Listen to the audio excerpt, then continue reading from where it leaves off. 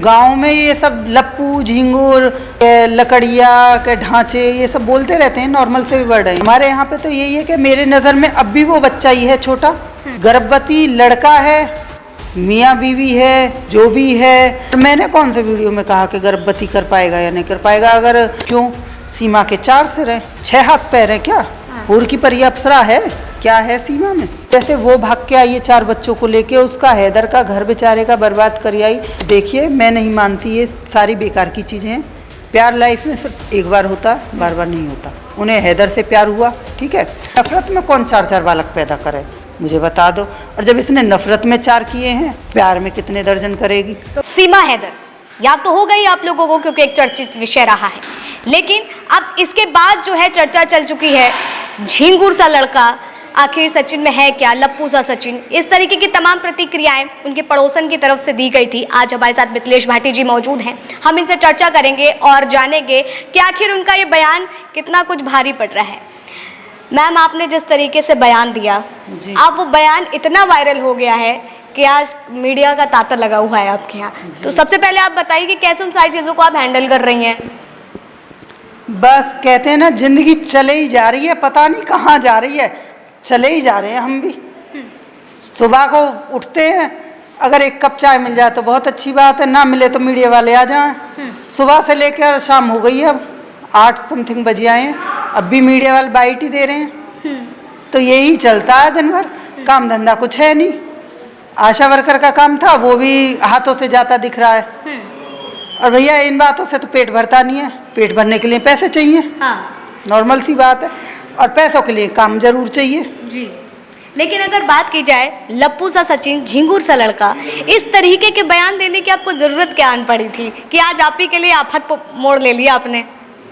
देखिए, मेरे नॉर्मल शब्द हैं, मैं गांव से रहने वाली हूँ थोड़ा, तो गांव में ये सब लप्पू झिंगुर लकड़िया के ढांचे ये सब बोलते रहते हैं, नॉर्मल से भी बढ़ रहे हैं। कि कोई ज़्यादा पतला तो उसको कह दिया, कोई ज़्यादा खा रहा है फिर भी सूख रहा है तो उसको कह दिया। ये नॉर्मल से शब्द हैं, इतना बड़ा कुछ नहीं है। लेकिन हाँ, पता नहीं, कहते हैं ना, किसी को कोई चीज़ पसंद आ जाए। लेकिन अगर बात की जाए तो AP सिंह ने, जो सीमा के वकील हैं, उन्होंने तो कानूनी कार्रवाई करने की बात कह दी है। तो अब इससे कैसे आप लड़ेंगी? कोई दिक्कत नहीं है, मैं तो अब भी कह रही हूँ, मैंने कुछ गलत नहीं किया। जो मेरे मुंह पे आया वो मैंने कहा। क्योंकि कहते हैं ना कि अगर सोच समझ के कोई इंसान बात करता है तो उसमें और नॉर्मल वे में कुछ भी कह देना, दोनों चीज़ों में बहुत अंतर है। लेकिन आपका ये जो बयान था कि सचिन कहाँ उनको गर्भवती कर पाएंगे, असल में चर्चा तो इसी बात की है। वकील साहब का तो कहना है कि हम केवल इसी बयान को ज़्यादा देख रहे हैं कि वो कौन होती हैं बताने वाली कि सचिन गर्भवती कर पाएगा उनको या नहीं। ये बेकार की बात है। पहली बात तो मैंने ऐसा कुछ कहा ही नहीं। दूसरी बात, किसी को भी देखिए ये पता है वो बच्चा है, ठीक है। कहते हैं एक आदमी 24-25 साल के बाद आदमियों में गिना जाता है। हमारे यहाँ पे तो यही है कि मेरे नज़र में अब भी वो बच्चा ही है छोटा, गर्भवती लड़का है, मियाँ बीवी है, जो भी है, साथ रहेंगे, कोई भी है, छोटी उम्र का हो या बड़ी उम्र का हो, जब साथ रहेंगे तो ये सारी चीज़ें नॉर्मल है। और मैंने कौन से वीडियो में कहा कि गर्भवती कर पाएगा या नहीं कर पाएगा? अगर वकील महोदय कुछ भी कह देंगे तो ये गलत है ना। मिस्टर AP सिंह, ऐसे नहीं अफवाह उड़ाइए, गलत, थोड़ा सोच समझ के बोलिए, शब्दों का सही उपयोग कीजिए।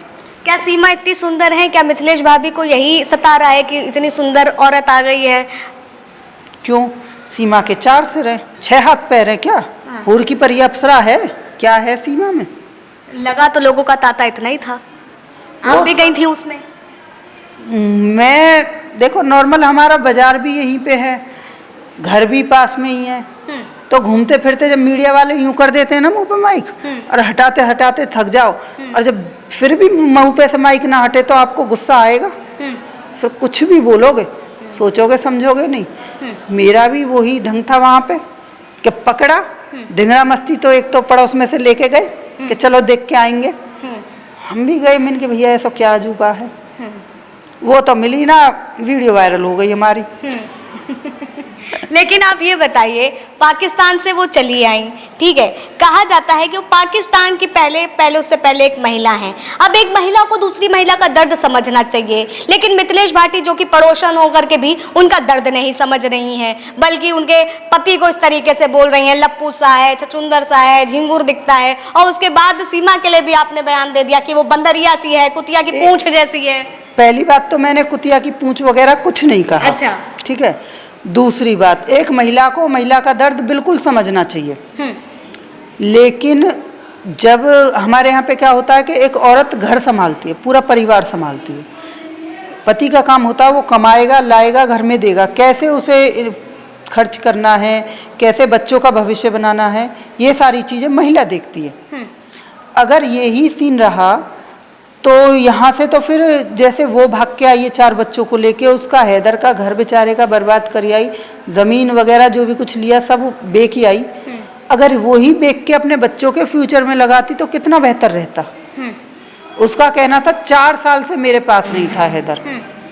बहन, हमारे यहाँ बॉर्डरों पे 10-10 साल भी हो जाते हैं, ठीक है। अगर ऐसा नहीं होता, उनकी बीवियां कहीं भाग जाएं, विधवा भी हो जाती हैं कि शादी हुई, बॉर्डर पे सैनिक खत्म हो गया, उन्होंने जिंदगी ही निकाल दी, पेट में 2-4 महीने बच्चे को होते हैं शादी के बाद, उसके बाद भी खत्म हो जाते हैं, वो भी जिंदगियां काटती हैं।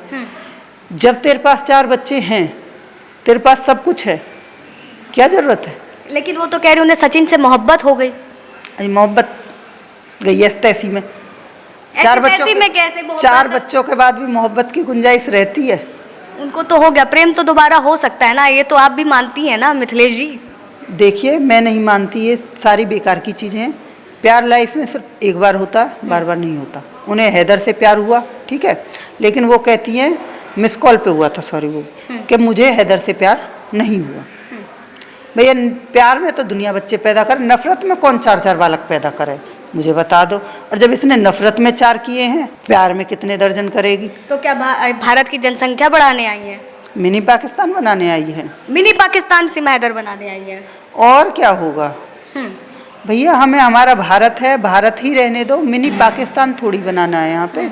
अगर यही सीन रहा तो फिर आजकल बच्चों को ज़रूरत ही क्या है कि माँ बाप देखेंगे, शादी करवाएंगे, कोई भी जाएगा, मिलेगा और बहू ले आएगा, वो भी 4-4 बच्चों वाली। तो मतलब तो उसका रीज़न कहीं ना कहीं रिश्ते वैसे होंगे कि पबजी खेलो, बहुरिया बाहर से लाओ। बिल्कुल, हर तरह ना फटकरी, फटाक बहू आए पड़ी। फटाक, जैसे ऑनलाइन दूल्हा मिल जाता है, इसी तरीके बहुरिया भी मिल जाएगी। ऑनलाइन अब पबजी और फ्री फायर पे ऑनलाइन बहू मिल रही है। लेकिन अगर बात की जाए मिथिलेश जी, आप इसको किस तरीके से देखती हैं कि भारत में समाज के सामने ये कहानी जो है सीमा हैदर और सचिन की, क्या संदेश देने की कोशिश कर रही है? भारत में किस तरीके का संदेश ये फैला सकती है? देखिए, गलत है, मैंने बताया ना कि एक महिला ने इतना बड़ा गलत किया है, इससे सभी महिलाओं पे उंगली उठेगी। मेन चीज यही है कि एक औरत होके उसने गलत किया, और जबकि औरत फैमिली को, परिवार को बांध के चलने वाली है, परिवार को बिखेरती नहीं है औरत। अब इसका देख के तो ये गलत ही प्रभाव पड़ेगा ना, क्योंकि आदमी कौन भरोसा करेगा? ज्योति मौर्य ने किया, उसने पढ़ाया लिखाया, वो चले गई, अंजू चले गई इसके आते ही 10 दिन बाद, तो ये गलत ही तो संदेश है। मेरा कहना ये है इस वीडियो के माध्यम से कि भैया, अपने घर के बच्चों पे फोकस ज़्यादा करें, माँ बाप भी फोकस करें कि बच्चे ज़्यादा गेम ना खेलें। दूसरी बात, बच्चे भी, युवा पीढ़ी भी ये ध्यान रखे कि कोई क्या कह रहा है, क्योंकि सुनने में आ रहा था कि बच्चों का ब्रेन वॉश करके उनको नमाज वगैरह भी पढ़ाई जा रही है, मैंने भी न्यूज़ में देखा था। तो इन चीज़ों का ध्यान रखते हो थोड़ा गौर दें अपने घर के बच्चों पे। सीमा हैदर से फोकस हटा लें, अपने बच्चों पे फोकस करें। लेकिन जो आपने बयान दिया है लप्पू सा, सचिन, झिंगुर सा, लेकिन इसको देखा जा रहा है कि बॉडी शेमिंग से तुलना की जा रही है कि किसी के शरीर को लेकर के, किसी के आचरण पर इस तरीके से किसको हक है कि वो बयान दे दे? देखिए, पहले तो हम जहाँ के हैं गामन में बॉडी शेविंग फेविंग है ना जाने, हम एक ही शेविंग जाने हैं। गंवार आदमी तो कहे कि दाढ़ी छिलवाने जा रहा हूँ, थोड़ा पढ़ा लिखा होगा 10वीं 11वीं, वो कहेगा शेविंग करवाने जा रहा हूँ। इन 2 शेविंग की तो हमें पता हो, तीसरी हमें काहे की पता ही ना है। और ये जो नॉर्मल वे शब्द है हमारे यहाँ के, ऐसा कुछ ना कि बॉडी शेविंग फेविंग का हो, हमें ना पता। हम सिर्फ झिंगुर वाला बयान जो था देवर और भौजाई वाला तो बयान नहीं था, क्योंकि अगर इस रिश्ते में देखा जाए तो इस तरीके के हंसी मजाक ठिठोली चलते रहते हैं। जी नहीं, हाँ वो हमारा देवर नहीं लगता पहली बात तो। हाँ। बच्चा है, हाँ बेटा है। और दूसरी बात, इतनी मजाकिया भी ना है भाभी, कमेंट ही मारा है बस, मजाक फजाक ना करा काइसो। अच्छा, एक बार हमें वो डायलॉग सुना के बताएंगी, क्या डायलॉग वो आपके थे, वो चंद नाम लाइन बताओ अपनो, हम्म, नाम बताओ। आस्था। आस्था क्या है आस्था में है? लप्पू सी शकल की छोरी, झिंगुर सी लड़की, कद है ना काटी है, वाह रिपोर्टर बनने को चली है। और घुमा फिरा के एक ही बात है बोले जा रही है कि क्या है सचिन में। तो मैं पूछना चाह रही हूँ क्या है आस्था में? कुछ है आस्था में? आस्था में बॉर्नविटा पिए कर थोड़ी हाइट बढ़ा और थोड़े शरीर भी बढ़ा, झिंगुर सी लग रही है बिल्कुल। आस्था में ये है कि मिथिलेश भाभी से आज चर्चा कर रही हैं और यही सवाल दोबारा पूछ रही हैं कि अब भाभी ने ऐसा क्यों बयान दे दिया। भैया देखिए, हमारा तो तरीका ऐसा ही है बेटा, हाँ। पसंद आए तो बहुत अच्छी बात, ना तो जय श्री राम। जय श्री राम। लेकिन बस। केस तो दर्ज हो रहा है, वो होने दो, वो भी देखा जाएगा। हाँ। कोई दिक्कत वाली बात ना। कोई दिक्कत वाली बात नहीं है।